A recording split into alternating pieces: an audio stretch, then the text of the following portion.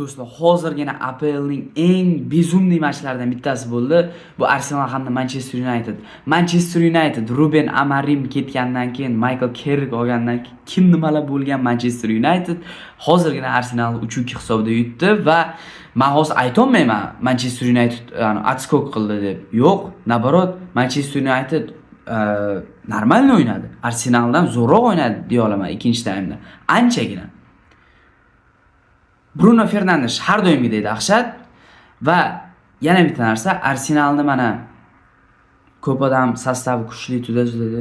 Do'stlar, Arsenal hozir mana birinchi, ikkinchi taym nima qila oldi mana Manchester Unitedga qarshi? Manchester United qo'ymadi. Manchester United naborot o'zi dahshat shanslar yaratib oldi va men o'ylashimcha Manchester United yutish kerak edi bu o'yinni va yutdi. 3-2.